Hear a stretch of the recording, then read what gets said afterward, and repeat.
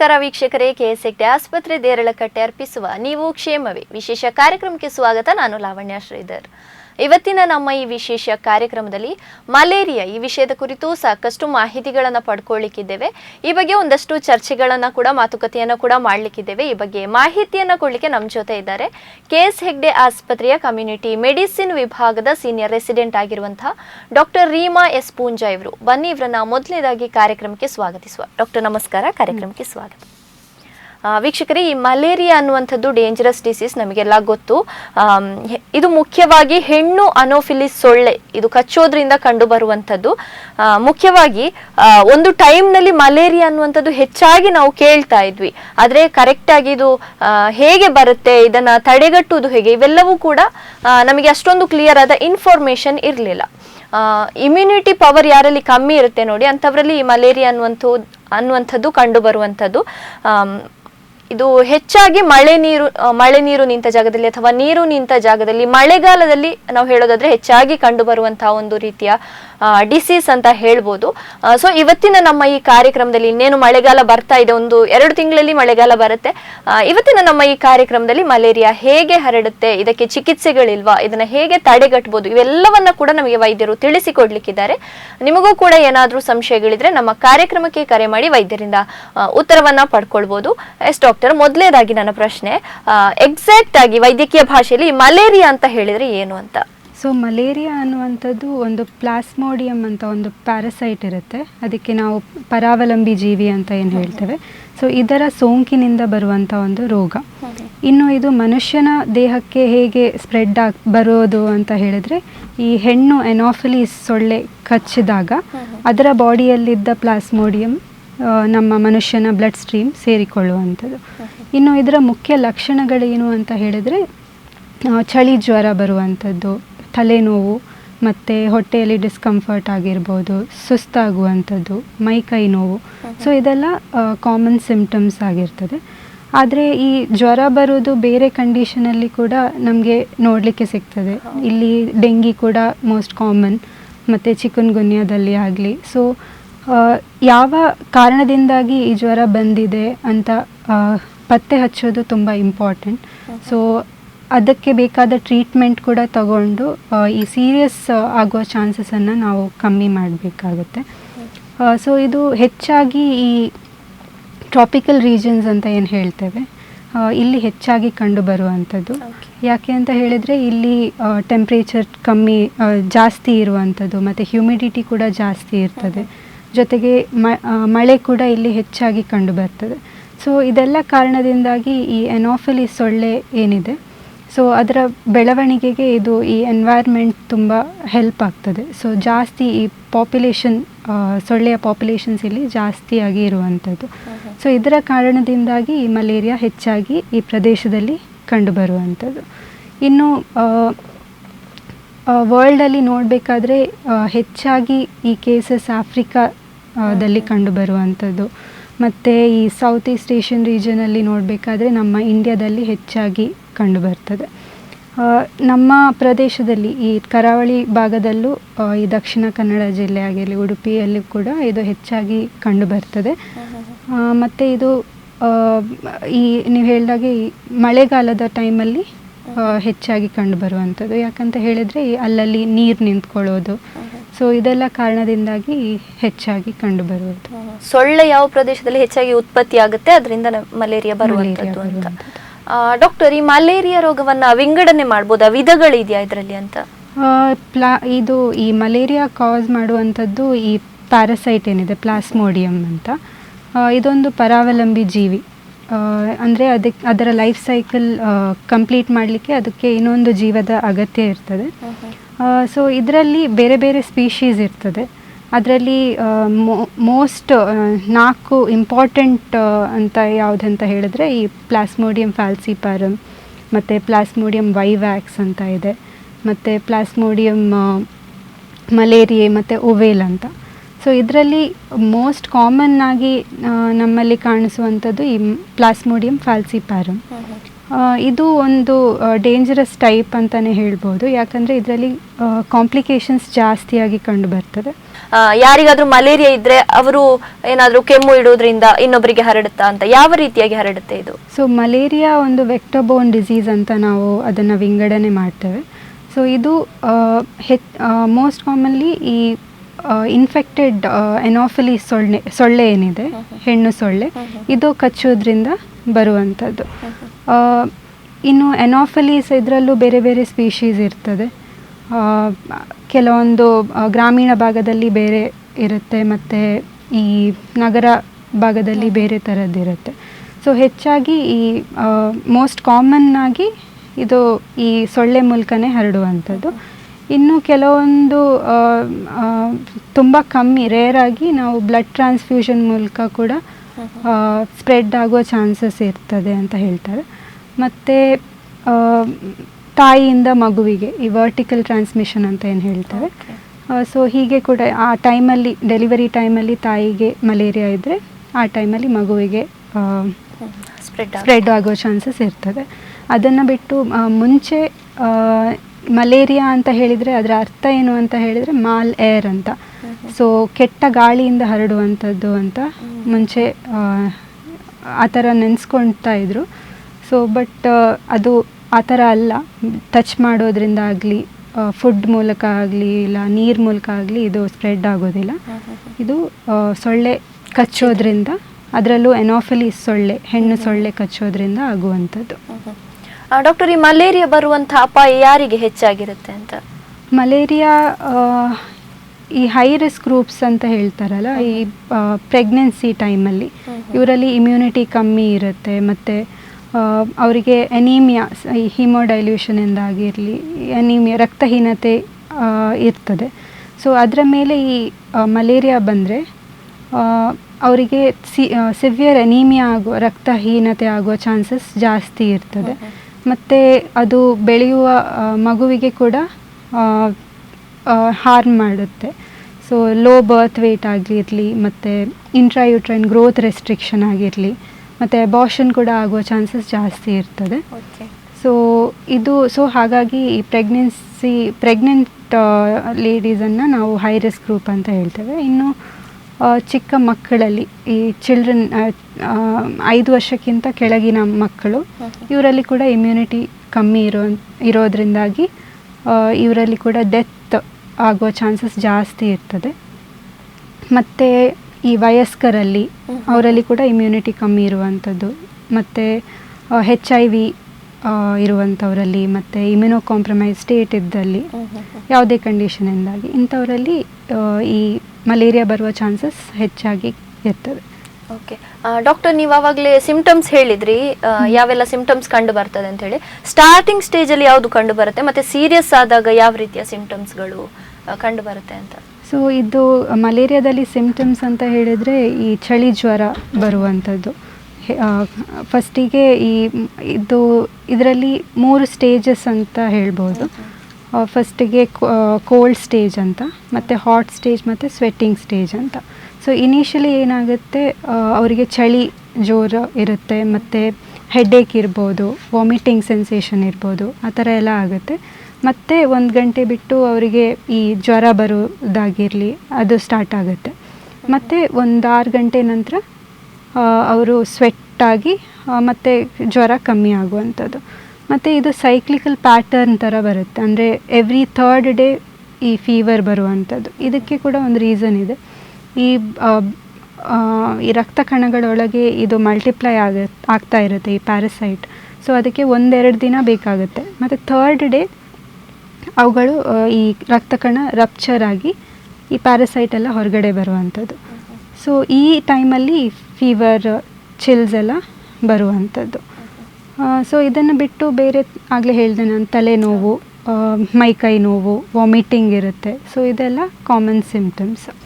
ಇನ್ನು ಸಿವಿಯರ್ ಮಲೇರಿಯಾದಲ್ಲಿ ಅವರಿಗೆ ಇನ್ನು ಕಾಂಪ್ಲಿಕೇಶನ್ಸ್, ಈ ಫ್ಯಾಲ್ಸಿಪ್ಯಾರಮಲ್ಲಿ ಏನು ಹೇಳ್ತೇವೆ, ಇದರಲ್ಲಿ ಕಾಂಪ್ಲಿಕೇಶನ್ಸ್ ಜಾಸ್ತಿ ಇರುತ್ತೆ. ಅಂದರೆ ಸೆರೆಬ್ರಲ್ ಮಲೇರಿಯಾ ಅಂತ ಏನು ಹೇಳ್ತೇವೆ. ಸೊ ಇದರಲ್ಲಿ ಏನಾಗುತ್ತೆ ಅಂತ ಹೇಳಿದ್ರೆ, ಈ ರಕ್ತ ಕಣಗಳು ಒಂದಕ್ಕೊಂದು ಅಂಟಿ ಅದು ಬ್ಲಡ್ ಸರಿಯಾಗಿ ಫ್ಲೋ ಬ್ರೈನಿಗೆ ಬ್ಲಡ್ ಹೋಗದ ಹಾಗೆ ಆಗುತ್ತೆ. ಸೊ ಇದರಿಂದಾಗಿ ಅನ್ಕಾನ್ಷಿಯಸ್ ಆಗುವಂಥದ್ದು, ಫಿಟ್ಸ್ ಬರುವಂಥದ್ದು, ಪ್ಯಾರಾಲಿಸಿಸ್ ಮತ್ತು ಕೋಮಾಕ್ಕೆ ಹೋಗುವ ಚಾನ್ಸಸ್ ಕೂಡ ಜಾಸ್ತಿ ಇರುತ್ತೆ. ಮತ್ತು ಈ ಬ್ಲ್ಯಾಕ್ ವಾಟರ್ ಫೀವರ್ ಅಂತ ಹೇಳ್ತಾರೆ. ಇದರಲ್ಲಿ ಇದು ಹಿಮೋಗ್ಲೋಬಿನ್ ಅಂತ ಏನು ಹೇಳ್ತೇವೆ, ಇದು ಯೂರಿನ್ ಮೂಲಕ ಹೋಗುವಂಥದ್ದು. ಸೊ ಮತ್ತು ಸಿವಿಯರ್ ಎನೀಮಿಯಾ ಆಗುವ ಚಾನ್ಸಸ್ ಇರುತ್ತೆ, ರಕ್ತಹೀನತೆ, ಮತ್ತು ಕಿಡ್ನಿಗೆ ಎಫೆಕ್ಟ್ ಆಗುವ ಚಾನ್ಸಸ್ ಇರುತ್ತೆ, ಲಂಗ್ಸಲ್ಲಿ ನೀರು ನಿಂತ್ಕೊಳ್ಳುವಂಥದ್ದು, ಮತ್ತು ಲಿವರಲ್ಲಿ ಎಫೆಕ್ಟ್ ಆಗ್ಬೋದು. ಸೊ ಕಾಮಲೆ ರೋಗ ಬರುವಂಥದ್ದು. ಸೊ ಇದೆಲ್ಲ ಸಿವಿಯರ್ ಇದು ಮಲೇರಿಯಾದ ಸಿಂಪ್ಟಮ್ಸ್ ಅಂತ ಹೇಳ್ಬೋದು. ಡಾಕ್ಟರ್, ಆ ಸ್ಟೇಜಲ್ಲಿ ಇದ್ದರೆ ಕೂಡ ಗುಣಪಡಿಸ್ಬೋದಾ? ಅದೇ, ನಾವು ಇಮಿಡಿಯೇಟಾಗಿ ಡಯಾಗ್ನೋಸ್ ಆದ ತಕ್ಷಣ ನಾವು ಟ್ರೀಟ್ಮೆಂಟ್ ತಗೋಬೇಕು. ಹಾಗಿದ್ರೆ ಮಾತ್ರ ಈ ಅಂದರೆ ಸಿವಿಯರ್ ಮಲೇರಿಯಾ ಆಗುವ ಚಾನ್ಸಸನ್ನು ನಾವು ತಪ್ಪಿಸ್ಕೋಬೋದು. ಮತ್ತು ಅದಕ್ಕೆ ಬೇಕಾದ ಟ್ರೀಟ್ಮೆಂಟ್ ಇಮಿಡಿಯೇಟಾಗಿ ತಗೊಂಡ್ರೆ ಗುಣ ಹೊಂದ್ಬೋದು.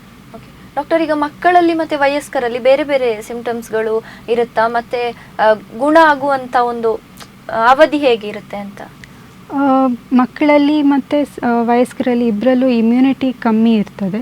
ಸೊ ಹಾಗಾಗಿ ಅವರಲ್ಲಿ ಈ ವಾಂತಿ ಮತ್ತು ಫಿಟ್ಸ್ ಬರುವಂಥದ್ದು ಇದೆಲ್ಲ ಹೆಚ್ಚಾಗಿ ಕಂಡುಬರುತ್ತೆ. ಈವನ್ ವಯಸ್ಕರಲ್ಲಿ ಕೂಡ ಹಾಗೆ, ಅವರಿಗೆ ಆಗಲೇ ಬೇರೆ ಬೇರೆ ಕಂಡೀಷನ್, ಡಯಾಬಿಟೀಸ್ ಆಗಲಿ, ಹೈಪರ್ ಟೆನ್ಷನ್ ಇದೆಲ್ಲ ಆಗಲೇ ಇರುತ್ತೆ. ಸೊ ಮಲ್ಟಿ ಆರ್ಗನ್ ಏನು ಫೇಲ್ಯೂರ್ ಆಗುವ ಚಾನ್ಸಸ್ ಕೂಡ ಹೈ ಇರುತ್ತೆ. ಸೊ ಇಬ್ಬರಲ್ಲೂ ಏಟಿಪಿಕಲ್ ಆಗಿ ಕಾಣಿಸ್ಕೋಬೋದು. ಡಾಕ್ಟರ್, ಈ ಮಲೇರಿಯಾದಲ್ಲಿರುವ ಕಾಂಪ್ಲಿಕೇಶನ್ಸ್ಗಳ ಬಗ್ಗೆ ಹೇಳೋದಾದರೆ? ಕಾಂಪ್ಲಿಕೇಶನ್ಸ್ ಅದೇ, ಒಂದು ಸೆರೆಬ್ರಲ್ ಮಲೇರಿಯಾ ಆಗುವ ಚಾನ್ಸಸ್ ಇರುತ್ತೆ, ಮತ್ತು ಲಂಗ್ಸಿಗೆ ಎಫೆಕ್ಟ್ ಆಗುವ ಚಾನ್ಸಸ್ ಇರುತ್ತೆ. ಸೊ ಲಂಗ್ಸಲ್ಲಿ ನೀರು ನಿಂತ್ಕೊಳ್ಳುವಂಥದ್ದು, ಮತ್ತು ಈ ರಕ್ತ ಕಣಗಳನ್ನು ಅದು ಎಫೆಕ್ಟ್ ಮಾಡುತ್ತೆ. ಸೊ ಅದರಿಂದಾಗಿ ಸಿವಿಯರ್ ಮಲೇರಿಯಾ ಆಗುವ ಚಾನ್ಸಸ್ ಇರುತ್ತೆ. ಸೊ ಇದರಿಂದಾಗಿ ಕಾಮಲೆ ರೋಗ ಕೂಡ ಬರುವ ಚಾನ್ಸಸ್ ಇರುತ್ತೆ. ಮತ್ತು ಈ ಸಿವಿಯರ್ ಅನೀಮಿಯಾ ಆದಾಗ ಹಿಮೋಗ್ಲೋಬಿನ್ ಯೂರಿನ್ ಮೂಲಕ ಪಾಸಾಗಿ ಈ ಕಪ್ಪು ಕಲರ್ ಯೂರಿನ್ ಅಂತ ಏನು ಹೇಳ್ತೇವೆ ಇದು ಕೂಡ ಆಗುವ ಚಾನ್ಸಸ್ ಇರುತ್ತೆ. ಸೊ ಇದರ ಜೊತೆಗೆ ಈ ಕಿಡ್ನಿಗಳಿಗೆ ಎಫೆಕ್ಟ್ ಆಗ್ಬೋದು. ಸೊ ಕಿಡ್ನಿ ಫೇಲ್ಯೂರ್ ಆಗುವ ಚಾನ್ಸಸ್ ಇರುತ್ತೆ. ಸೊ ಇದೆಲ್ಲ ಕಾಂಪ್ಲಿಕೇಶನ್ಸ್ ಅಂತ. ಡಾಕ್ಟರ್, ನೀವು ಆವಾಗಲೇ ಸಿಂಪ್ಟಮ್ಸ್ಗಳನ್ನು ಹೇಳಿದರೆ ಒಂದಷ್ಟು, ಅಂಥ ಒಂದು ಸಿಂಪ್ಟಮ್ಸ್ಗಳು ಒಬ್ಬ ವ್ಯಕ್ತಿಗೆ ಬಂದಿದೆ ಅಥವಾ ರೋಗಿಗೆ ಬಂದಿದೆ, ನಮಗೆ ಮಲೇರಿಯಾ ಬಂದಿದೆ ಅಂತ ನಿಮ್ಮ ಹತ್ರ ಬರುವಾಗ ಯಾವ ಟೆಸ್ಟ್ಗಳನ್ನು ನೀವು ಮಾಡ್ತೀರಿ ಮೊದಲಿಗೆ ಅಂತ? ಮೊದಲಿಗೆ ನಾವು 2 ಟೈಪ್ ಇದು ಟೆಸ್ಟ್ ಇರುತ್ತೆ. ಒಂದು ಮೈಕ್ರೋಸ್ಕೋಪ್ ಮೂಲಕ ನಾವು ಟೆಸ್ಟ್ ಮಾಡುವಂಥದ್ದು, ಮತ್ತೊಂದು ರ್ಯಾಪಿಡ್ ಡಯಾಗ್ನೋಸ್ಟಿಕ್ ಟೆಸ್ಟ್ಸ್ ಅಂತ ಹೇಳ್ತೇವೆ. ಸೊ ಈ ಮೈಕ್ರೋಸ್ಕೋಪಿಯಲ್ಲಿ ಏನು ಮಾಡ್ತಾರೆ, ಒಂದು ಸ್ಲೈಡಲ್ಲಿ ಸ್ಮಿಯರ್ ಪ್ರಿಪೇರ್ ಮಾಡಿ, ಸೊ ಅದರಲ್ಲಿ ಗೊತ್ತಾಗುತ್ತೆ ಪ್ಯಾರಸೈಟ್ ಲೋಡ್ ಎಷ್ಟಿದೆ, ಇದೆಯೋ ಇಲ್ವೋ ಅಂತ ಅದರಲ್ಲಿ ಗೊತ್ತಾಗೋದು. ಮತ್ತು ಯಾವ ಸ್ಪೀಶೀಸ್ ಅಂದರೆ ಫ್ಯಾಲ್ಸಿಪ್ಯಾರಮ, ವೈವ್ಯಾಕ್ಸಾ ಅಂತ ಅದು ಕೂಡ ಕಂಡುಹಿಡಿಯುವಂಥದ್ದು. ಇದು ಒಂದು ಟೆಸ್ಟ್ ಆದರೆ, ಇನ್ನೊಂದು ರ್ಯಾಪಿಡ್ ಡಯಾಗ್ನೋಸ್ಟಿಕ್ ಟೆಸ್ಟ್ ಅಂತ. ಇದು ಇಮಿಡಿಯೇಟಾಗಿ ನಮಗೆ ರಿಸಲ್ಟ್ ಸಿಗುತ್ತೆ. ಮತ್ತು ಇದು ಫೀಲ್ಡಲ್ಲೆಲ್ಲ ನಾವು ತಕ್ಷಣ ನಮಗೆ ರಿಸಲ್ಟ್ ಗೊತ್ತಾಗಬೇಕು ಅಂತ ಹೇಳಿದ್ರೆ ಇದರಲ್ಲಿ ಟೆಸ್ಟ್ ಮಾಡ್ಬೋದು. ಮತ್ತು ಸೊ ಇದೆರಡು ಟೆಸ್ಟ್ಗಳು. ಸೊ ಇದರ ಎರಡು ಸೆನ್ಸಿಟಿವಿಟಿ ಮತ್ತು ಸ್ಪೆಸಿಫಿಸಿಟಿ ಒಳ್ಳೆಯದೇ ಇದೆ.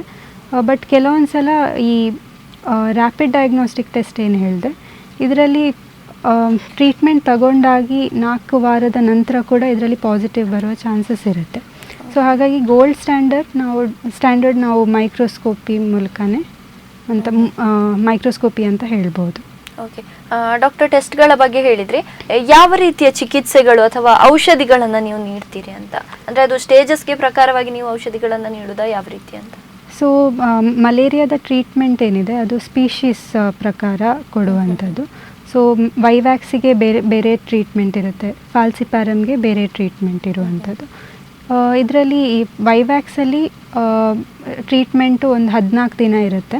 ಸೊ 2 ಟ್ಯಾಬ್ಲೆಟ್ಸನ್ನು ನೀಡ್ತಾರೆ, ಕ್ಲೋರೋಕ್ವಿನ್ ಮತ್ತು ಪ್ರೈಮ್ಯಾಕ್ವಿನ್ ಅಂತ. ಸೊ ಈ ಕ್ಲೋರೋಕ್ವಿನ್ ಅನ್ನೋಂಥದ್ದು 3 ದಿನ ಕೊಡ್ತಾರೆ, ಮತ್ತು ಪ್ರೈಮ್ಯಾಕ್ವಿನ್ ಅಂತ ಇನ್ನೊಂದು ಅದು 14 ದಿನ ಕೊಡುವಂಥದ್ದು. ಸೊ ಇದು ಯಾಕೆ 14 ದಿನ ಕೊಡ್ತಾರೆ ಅಂತ ಹೇಳಿದರೆ, ಈ ರಿಲ್ಯಾಪ್ಸ್ ಅಂತ ಏನು ಹೇಳಿದೆ, ಪುನಃ ಅದು ಡಾರ್ಮೆಂಟ್ ಸ್ಟೇಜ್ಗೆ ಹೋಗಿದ್ದ ಈ ಪ್ಯಾರಸೈಟ್ ಏನಿದೆ ಅದನ್ನು ಡಿಸ್ಟ್ರಾಯ್ ಮಾಡೋದಕ್ಕೆ ಅಂತ. ಇನ್ನು ಫ್ಯಾಲ್ಸಿಪ್ಯಾರಮ್ನಲ್ಲಿ ಈ ಆರ್ಟೆಮಿಸಿನಿನ್ ಕಾಂಬಿನೇಷನ್ ಥೆರಪಿ ಅಂತ ಒಂದು ಕಿಟ್ ಥರ ಇರುತ್ತೆ. ಸೊ ಅದರಲ್ಲೆಲ್ಲ ಟ್ಯಾಬ್ಲೆಟ್ಸ್ಗಳು ಇರುತ್ತೆ, ಅದು ಏಜ್ ಪ್ರಕಾರ ಕೊಡುವಂಥದ್ದು. ಸೊ ಇದು 3 ದಿನ ಕೊಡ್ತಾರೆ. ಇದರಲ್ಲೂ ಈ ಆರ್ಟಿಸುನೇಟ್ ಮತ್ತು ಸಲ್ಫಾಡಾಕ್ಸಿನ್ ಪೈರಿಮೆಥಾಮಿನ್ ಅಂತ ಒಂದು ಟ್ಯಾಬ್ಲೆಟ್ ಇರುತ್ತೆ, ಮತ್ತು ಪ್ರೈಮ್ಯಾಕ್ವಿನ್ ಅದು 1 ದಿನ ಕೊಡಲಿಕ್ಕೆ. ಸೊ 3 ದಿನ ಕೊಡುವಂಥದ್ದು. ಇನ್ನು ಮಿಕ್ಸ್ಡ್ ಇನ್ಫೆಕ್ಷನ್ ಆದರೆ ಈ ಆರ್ಟೆಮಿಸಿನಿನ್ ಕಾಂಬಿನೇಷನ್ ಥೆರಪಿ ಮತ್ತು ಈ ಪ್ರೈಮ್ಯಾಕ್ವಿನ್ ಅನ್ನುವಂಥದ್ದನ್ನು 14 ದಿನ ಕೊಡುವಂಥದ್ದು. ಸೊ ಇದು ಮಲೇರಿಯಾ ಟ್ರೀಟ್ಮೆಂಟ್. ಓಕೆ ಡಾಕ್ಟರ್, ಈಗ ಮಲೇರಿಯಾ ರೋಗಿಗೆ ಅದು ಗುಣ ಆಗಲಿಕ್ಕೆ ಒಂದು ಕರೆಕ್ಟಾಗಿ ಎಷ್ಟು ಅವಧಿ ಬೇಕಾಗುತ್ತೆ, ಎಷ್ಟು ಟೈಮಲ್ಲಿ ಕಡಿಮೆ ಆಗುತ್ತೆ ಅಂತ? ಸೊ ಮಲೇರಿಯಾ ಟ್ರೀಟ್ಮೆಂಟ್ ತಗೊಂಡ 2 ದಿನದಲ್ಲಿ ಈ ಜ್ವರ ಎಲ್ಲ ಕಮ್ಮಿ ಆಗ್ತದೆ.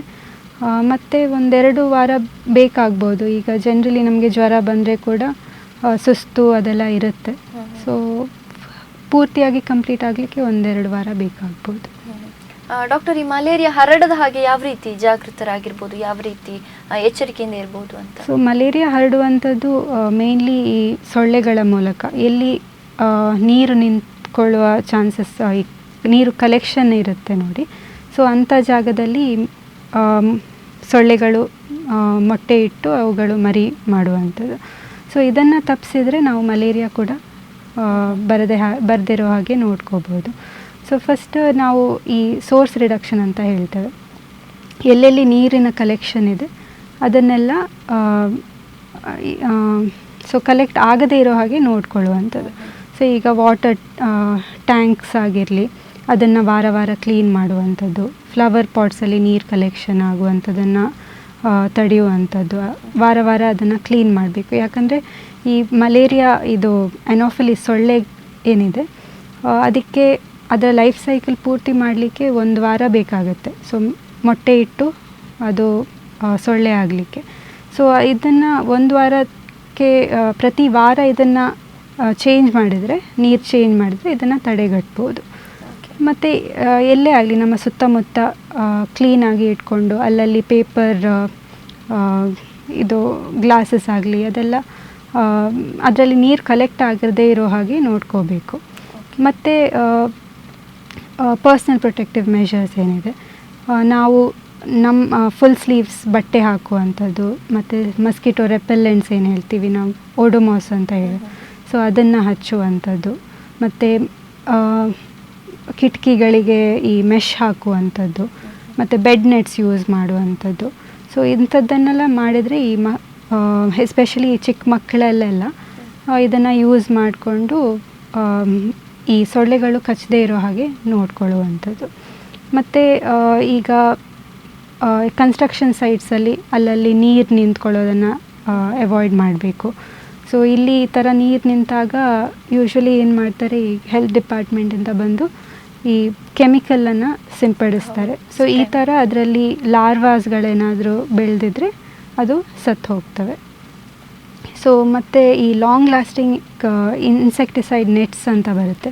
ಸೊ ಇದರಲ್ಲಿ ಕೂಡ ಹಾಗೆ ಇದು ಈ ನೆಟ್ಟಲ್ಲೇ ಕೆಮಿಕಲ್ಸನ್ನು ಬೆರೆಸಿರ್ತಾರೆ.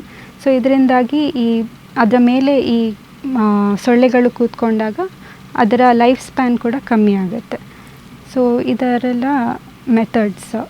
ಓಕೆ ಡಾಕ್ಟರ್, ಈಗ ಪ್ರೆಗ್ನೆನ್ಸಿ ಟೈಮಲ್ಲಿ ಮಲೇರಿಯಾದ ಔಷಧಿಗಳನ್ನು ತೆಗೆದುಕೊಳ್ಳೋದು ಸೇಫಾ ಅಂತ? ಸೊ ಪ್ರೆಗ್ನೆನ್ಸಿ ಟೈಮಲ್ಲಿ ಕೆಲವೊಂದು ಈ ವೈವ್ಯಾಕ್ಸಲ್ಲಿ ಪ್ರೈಮ್ಯಾಕ್ವಿನ್ ಅನ್ನೋ ಅಂಥ ಟ್ಯಾಬ್ಲೆಟ್ ಏನು ಕೊಡ್ತೇವೆ ಅದನ್ನು ಅವಾಯ್ಡ್ ಮಾಡ್ತಾರೆ. ಮತ್ತು ಈ ಇದು ಫ್ಯಾಲ್ಸಿಪ್ಯಾರಮ್ ಅಂತ ಇನ್ನೊಂದು ಟೈಪ್ ಇದೆ ಅಲ್ಲ, ಸೊ ಅದರಲ್ಲಿ ಕೂಡ ಈ ಆರ್ಟೆಮಿಸಿನಿನ್ ಕಾಂಬಿನೇಷನ್ ಥೆರಪಿ ಇದು ಯೂಶ್ವಲಿ ಈ ಫಸ್ಟ್ ಟ್ರೈಮಿಸ್ಟರಲ್ಲಿ ಅವಾಯ್ಡ್ ಮಾಡ್ತಾರೆ. ಇದರ ಬದಲಾಗಿ ಬೇರೆ ಔಷಧಿ ಇರುತ್ತೆ, ಈ ಕ್ವಿನಿನ್ ಅಂತ ಹೇಳ್ತೀವಿ.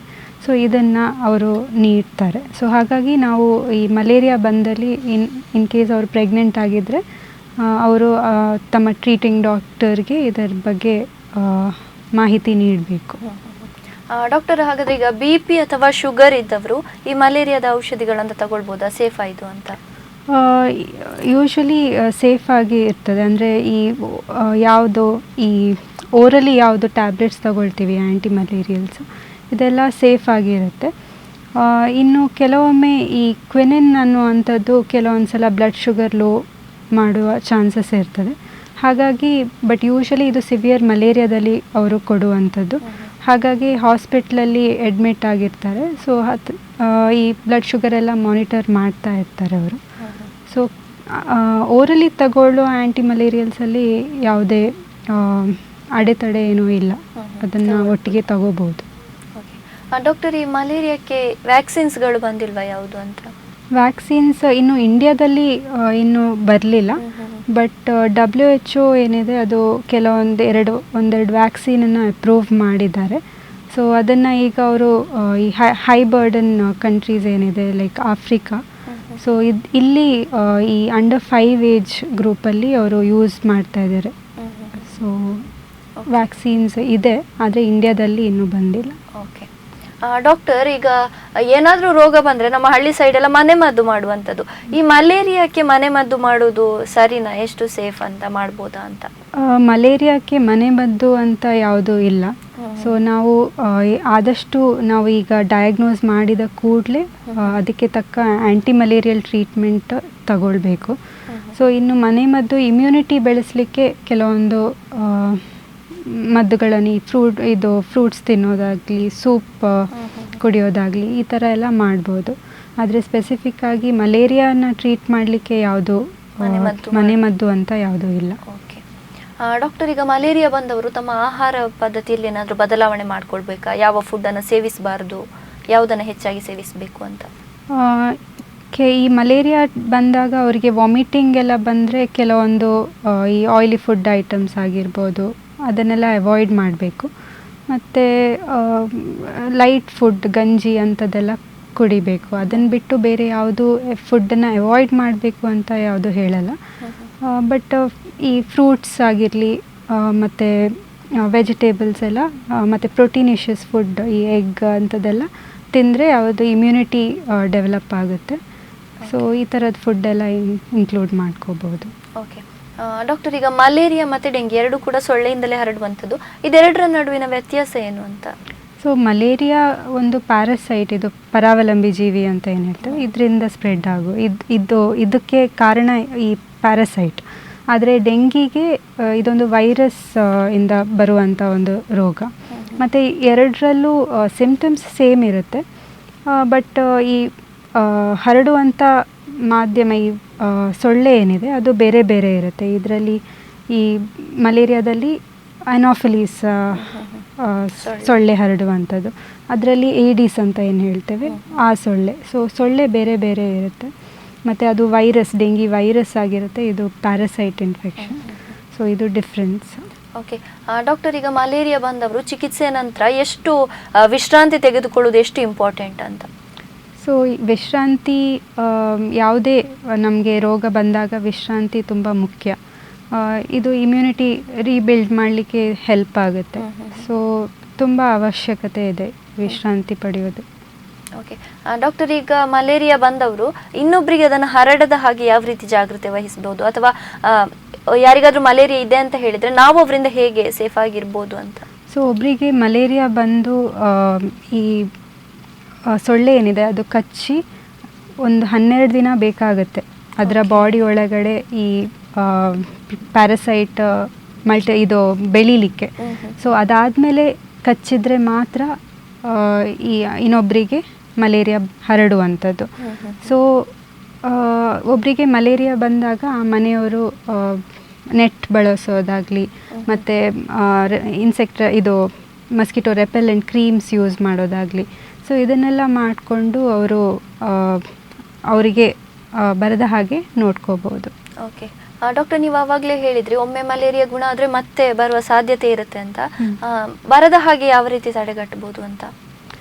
ಬರದ ಹಾಗೆ ಅದೇ ಪರ್ಸ್ನಲ್ ಪ್ರೊಟೆಕ್ಟಿವ್ ಮೆಷರ್ಸೇ ನಾವು ತಗೋಬೇಕು. ಅಂದರೆ ಕಚ್ಚದೇ ಇರೋ ಹಾಗೆ ನೋಡಿಕೊಂಡ್ರೆ, ಮತ್ತು ನಮ್ಮ ಸರೌಂಡಿಂಗ್ಸಲ್ಲಿ ಜಾಸ್ತಿ ನೀರು ಕಲೆಕ್ಟ್ ಆಗದ ಹಾಗೆ, ಬೇಸಿಕಲಿ ಈ ಮಸ್ಕಿಟೋ ಬ್ರೀಡಿಂಗನ್ನು ಅವಾಯ್ಡ್ ಮಾಡಿಕೊಂಡು ಮಾಡಿದ್ರೆ ನಾವು ಇದನ್ನು ತಡೆಗಟ್ಬೋದು. ನಮಗೆ ಪುನಃ ರೀಇನ್ಫೆಕ್ಷನ್ ಆಗೋದನ್ನು ನಾವು ತಡೆಗಟ್ಬೋದು. ಓಕೆ ಡಾಕ್ಟರ್, ಈಗ ಒಬ್ಬ ವ್ಯಕ್ತಿ ತನ್ನ ಇಮ್ಯುನಿಟಿ ಪವರನ್ನು ಯಾವ ರೀತಿ ಹೆಚ್ಚಿಸ್ಕೊಳ್ಬೋದು ಅಂತ? ಇಮ್ಯುನಿಟಿ ಸೇಮ್ ಅದೇ ನಾವು ಫುಡ್ ತಗೊಳ್ಳೋದ್ರಲ್ಲಿ ಪ್ರೋಟೀನಿಷಿಯಸ್ ಫುಡ್ ಮತ್ತು ಈ ಹಣ್ಣು ಹಂಪಲು ಇದರಲ್ಲಿ ವೈಟಮಿನ್ ಸಿ ಹೆಚ್ಚಾಗಿರುತ್ತೆ.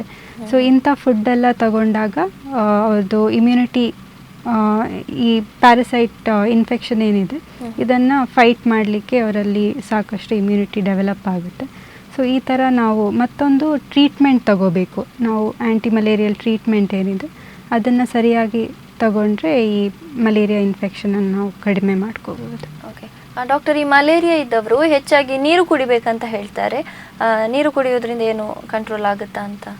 ನೀರು ಕುಡಿಯೋದ್ರಿಂದ ಈ ಮಲೇರಿಯಾ ಬಂದಾಗ ವಾಮಿಟಿಂಗ್ ಆಗುತ್ತೆ ಮತ್ತು ಸ್ವೆಟ್ಟಿಂಗ್ ಎಲ್ಲ ಜಾಸ್ತಿ ಇರುತ್ತೆ. ಸೊ ಈ ಟೈಮಲ್ಲಿ ಅವ್ರಿಗೆ ಡಿಹೈಡ್ರೇಷನ್ ಆಗೋ ಚಾನ್ಸಸ್ ಇರುತ್ತೆ. ಸೊ ಹಾಗಾಗಿ ನೀರು ಕುಡಿಯೋದು ತುಂಬ ಮುಖ್ಯ. ಸೊ ಡಿಹೈಡ್ರೇಷನ್ ಆಗೋದನ್ನು ತಪ್ಪಿಸ್ಕೋಬೋದು. ಓಕೆ ಡಾಕ್ಟರ್, ಕಾರ್ಯಕ್ರಮದ ಕೊನೆಯದಾಗಿ ಮಲೇರಿಯಾದ ಬಗ್ಗೆ ಅಥವಾ ಮಲೇರಿಯಾ ಬಂದವರಿಗೆ ಏನಾದರೂ ನೀವು ಕಿವಿ ಮಾತನ್ನು ಹೇಳಬೇಕು ಅಂತ ಅಂದ್ಕೊಂಡ್ರೆ ಹೇಳ್ಬೋದು. ಸೊ ಮಲೇರಿಯಾ ಒಂದು ಪ್ರಿವೆಂಟಬಲ್ ಡಿಸೀಸ್ ಅಂತ, ಇದನ್ನು ನಾವು ಬರೋದ್ರಿಂದ ತಡೆಗಟ್ಬೋದು. ಸೊ ನಮ್ಮ ಸುತ್ತಮುತ್ತಲಿನಲ್ಲಿ ಕ್ಲೀನಾಗಿ ಇಟ್ಕೊಂಡು ಸ್ಯಾನಿಟೇಷನ್ ಮೇಂಟೈನ್ ಮಾಡಿಕೊಂಡು ಮತ್ತು ಸೊಳ್ಳೆ ಕಚ್ಚದೇ ಇರೋ ಹಾಗೆ ನಾವು ಫುಲ್ ಸ್ಲೀವ್ಸ್ ಬಟ್ಟೆ ಹಾಕ್ಕೊಂಡು ಮತ್ತು ಮಸ್ಕಿಟೋ ರೆಪೆಲೆಂಟ್ಸ್ ಕ್ರೀಮ್ ಹಾಕ್ಕೊಂಡು ಸೊ ಈ ಥರ ಎಲ್ಲ ಈ ಪ್ರಿವೆಂಟಿವ್ ಮೆಷರ್ಸ್ ತಗೊಂಡ್ರೆ ನಾವು ಖಂಡಿತ ಈ ಮಲೇರಿಯಾನ ಬರದೇ ಇರೋ ಹಾಗೆ ನೋಡ್ಕೋಬೋದು ಅಂತ. ಓಕೆ ಡಾಕ್ಟರ್, ಇಷ್ಟೊತ್ತು ನಮ್ಮ ಜೊತೆಗಿದ್ದು ಮಲೇರಿಯಾದ ಬಗ್ಗೆ ಸಾಕಷ್ಟು ಮಾಹಿತಿಗಳನ್ನು ನೀಡಿದರೆ ನಿಮಗೆ ಧನ್ಯವಾದಗಳು. ವೀಕ್ಷಕರೇ, ನೀವು ಕೂಡ ಸಾಕಷ್ಟು ಮಾಹಿತಿಗಳನ್ನು ಪಡ್ಕೊಂಡ್ರಿ ಅಂತ ಅನ್ಕೊಳ್ತೇವೆ. ಡಾಕ್ಟರ್ ಹೇಳಿದ್ರು ಯಾವ ರೀತಿಯ ಸಿಂಪ್ಟಮ್ಸ್ಗಳು ಕಂಡು ಬರ್ತದೆ ಮತ್ತು ಯಾವ ರೀತಿಯ ಚಿಕಿತ್ಸೆಗಳು ಲಭ್ಯವಿದೆ. ಎಲ್ಲಕ್ಕಿಂತ ಇಂಪಾರ್ಟೆಂಟ್ ಆಗಿ ನಾವು ಯಾವ ರೀತಿ ಸೇಫ್ ಆಗಿರ್ಬೋದು, ಯಾವ ರೀತಿ ಸೊಳ್ಳೆ ಕಚ್ಚದ ಹಾಗೆ ಅಥವಾ ಸೊಳ್ಳೆಗಳಿಂದ ಯಾವ ರೀತಿ ಸೇಫ್ ಆಗಿ ಇರ್ಬೋದು ಅಂತ ಹೇಳಿದ್ರು. ಏನಾದರೂ ಸಿಂಪ್ಟಮ್ಸ್ಗಳು ಕಂಡು ಬಂದರೆ ನೀವೇ ಮನೆಯಲ್ಲಿ ಮದ್ದು ಮಾಡುವ ಬದಲು ದಯವಿಟ್ಟು ವೈದ್ಯರನ್ನ ಸಂಪರ್ಕಿಸಿ. ಆ್ಯಂಡ್ ಇನ್ನೇನು ಮಳೆಗಾಲ ಪ್ರಾರಂಭ ಆಗ್ತಾ ಇದೆ, ನೀರು ನಿಂತರೆ ಅಥವಾ ನಿಮ್ಮ ಮನೆಯ ಪಕ್ಕದಲ್ಲಿ ಅಥವಾ ಗುಂಡಿಗಳಲ್ಲಿ ನೀರುಗಳು ಇದ್ರೆ ನೀವು ಅದನ್ನ ತೆಗೆಯುವಂಥ ವ್ಯವಸ್ಥೆ ಏನಾದರೂ ಮಾಡಿ ಸೊಳ್ಳೆ ನಿಲ್ಲದ ಹಾಗೆ ನೋಡ್ಕೊಳ್ಳಿ ಅಂತ ಹೇಳ್ತಾ ಮುಂದಿನ ವಾರ ಇನ್ನೊಂದು ಟಾಪಿಕ್ ಜೊತೆ ನಾವು ಬರ್ತೀವಿ. ಇದಾಗಿತ್ತು ಈ ಹೊತ್ತಿನ ವಿಶೇಷ. ನಿರಂತರ ಸುದ್ದಿ ಹಾಗೂ ಮನರಂಜನೆಗಾಗಿ ನೋಡ್ತಾ ಇರಿ ದೈಜಿ ವರ್ಲ್ಡ್ 24x7.